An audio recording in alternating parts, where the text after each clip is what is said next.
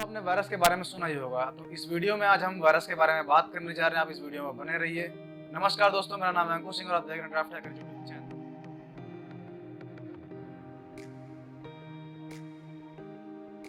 जब कभी हम किसी और की पेन ड्राइव में सिस्टम में लगाते हैं तो सबसे पहले हमारे दिमाग में यही बात पिंग करती है कि कहीं उस पेन ड्राइव में वायरस तो नहीं है। जैसे कि वायरस में होते हैं ट्रोजन हो गया, वर्म हो गया, रैनसमवेयर हो गया, स्पाईवेयर, एडवेयर, ऐसे बहुत से वायरस हैं। अगर वो वायरसेस हुए उस पेन ड्राइव में तो आपके सिस्टम का क्या होगा? क्या वो चल पाएगा आगे? तो दोस्तों मान लीजिए वो वायरस कैसे स्प्रेड करता है आपके सिस्टम में, समझिए इस बात को।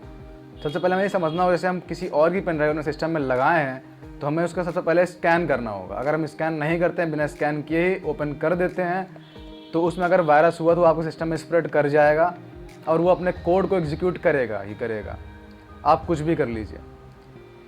तो वायरस स्प्रेड कैसे होता है? मान लीजिए आपके उस पेन ड्राइव के डॉक्यूमेंट के अंदर आपके एक वायरस की अटैच फाइल एग्जीक्यूट है उस पेन ड्राइव में, और जैसे आपने अपना डॉक्यूमेंट ओपन करने की कोशिश करते हैं तो उसी के साथ साथ वो वायरस भी आपके सिस्टम में अपने कोड को एग्जीक्यूट करना शुरू कर देता है और वो बैकग्राउंड में अपना अलग ही काम करना स्टार्ट कर देता है उसी टाइम पे। तो इस तरह से करते करते वो सिस्टम में बहुत ज़्यादा फैल जाता है और इस तरह से आपको सिस्टम को वो। तो दोस्तों आइए बात करते हैं हम वर्म के बारे में। वर्म क्या है? वर्म एक ऐसा डेंजरस वायरस है कि अगर वो आपके सिस्टम में गलती से भी एग्जीक्यूट होने पाया तो आपके सिस्टम को पूरी तरह ठप कर देगा। प्लस साथ ही साथ में अगर आप किसी और के सिस्टम के साथ भी लिंकअप रखते हैं तो आपका जो अगला सिस्टम है वो भी ठप कर सकता है। ये स्प्रेड होता है सिस्टम टू सिस्टम, एक सिस्टम से दूसरे सिस्टम, दूसरे से तीसरे सिस्टम जाता रहता है ये। फॉर एग्जांपल अगर वो आपके सिस्टम में स्प्रेड कर गया कि किसी मैसेज सेंड किए ही आपके किसी दोस्त को वो मैसेज सेंड कर देगा अपने आप ही ऑटोमेटिकली, और वो उसके बाद वहाँ पे अगर आपका दोस्त ओपन करता है वायरस को तो ठीक है, अगर नहीं करता है तो ऑटोमेटिकली ही वो अपने आप एग्जीक्यूट कर जाता है। इतना खतरनाक इतना डेंजरस ये वायरस होता है। तो ये सिस्टम बाय सिस्टम स्प्रेड करता है, ये बात हम लोग समझ गए हैं। अब आते हैं हम ट्रोजन के बारे में। ट्रोजन एक इतना डेंजरस, ये भी एक डेंजरस वायरस ही है, क्योंकि वायरस तो सारे डेंजरस ही होते हैं, तो ये भी एक डेंजरस वायरस ही है। ये शुरू होता है, जैसे मान लीजिए आपके सिस्टम में कोई वीडियो है, ये वीडियो के अंदर अटैच हो जाएगा। कोई ऑडियो फाइल है, ऑडियो फाइल के अंदर अटैच हो जाएगा। अगर आपके सिस्टम के अंदर कोई इमेज है तो इमेज के अंदर भी अटैच हो सकता है ये। अगर आपने इमेज खोला, ऑडियो फाइल खोला, फिर वीडियो फाइल खोला, तो वो उसके साथ साथ वो भी अपने कोड को एग्जीक्यूट करेगा और आपके सिस्टम में फैलना शुरू हो जाएगा बैकग्राउंड में। आपको पता भी नहीं चलेगा कि सिस्टम में हो क्या रहा है। तो अगर ये सारे वायरस आपके सिस्टम में एग्जीक्यूट कर जाते हैं तो आपके सिस्टम को ठप कर सकते हैं, आप पूरी तरह से बंद कर सकते हैं। फर्जी के ईमेल सेंड करेंगे लोगों को, और आपके हार्ड डिस्क की स्पेस ज़्यादा खा के रखेंगे। ये आपके सिस्टम में पॉपअप्स आते रहेंगे बिना किसी ज़रूरत के, बिना किसी काम के, और आपके सिस्टम को स्लो भी कर देगा।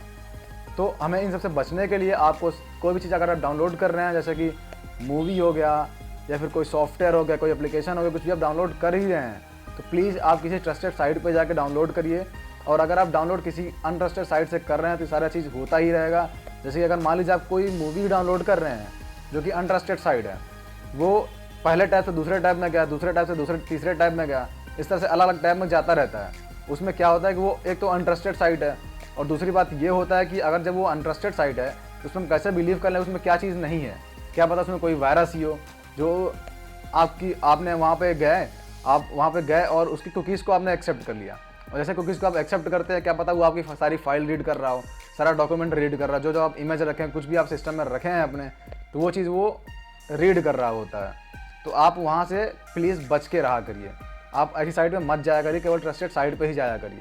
अगर हो सके तो आप गूगल डॉक्स का यूज़ करिए, वो आपको डायरेक्टली डाउनलोड, जहाँ पे आपका मेन चीज़ होगा वहीं पे डाउनलोड करने के लिए लेके जाएगा। आपको हेल्प करता है कि डायरेक्टली आप डाउनलोड कर सकें कोई भी चीज़। तो अगर आप गूगल डॉक्स के बारे में नहीं जानते हैं तो आप प्लीज़ इनबॉक्स में मैसेज करिए, मैं उसके लिए एक अलग से वीडियो बनाऊँगा। बढ़िया सा एंटीवायरस परचेज़ कर लीजिए। अगर आपको अपना एंटीवायरस भी परचेज़ करना है तो आपके लिए मैं डिस्क्रिप्शन में एक कोड दूंगा, जिसको आप नोटपैड में पेस्ट करने के बाद उसको सेव करिएगा .exe फाइल से, और उसके बाद अपना एंटीवायरस रन करिएगा। और अगर आपका एंटीवायरस उस फाइल को डिटेक्ट कर लिया तो इसका मतलब आपका एंटीवायरस सही चल रहा है, आपको टेंशन लेने की जरूरत नहीं है। और हाँ दोस्तों, उस एंटीवायरस को आप हमेशा अपडेट करते रहिएगा, रेगुलरली अपडेट करते रहिए जब वो अपडेट मांगे। अगर आप अपडेट नहीं करते तो एक तरह से फ्री का सॉफ्टवेयर ही हो जाता है। चलिए दोस्तों, हम कंक्लूजन की बात करते हैं। कंक्लूजन हमारा ये है कि पहला पॉइंट, अगर आपका सिस्टम इन्फेक्टेड है तो क्या होगा। पहला पॉइंट हमारा ये है कि आपका सिस्टम स्लो ओपन होगा, स्लो डाउन मतलब यानी कि स्लो पड़ जाएगा कोई सिस्टम।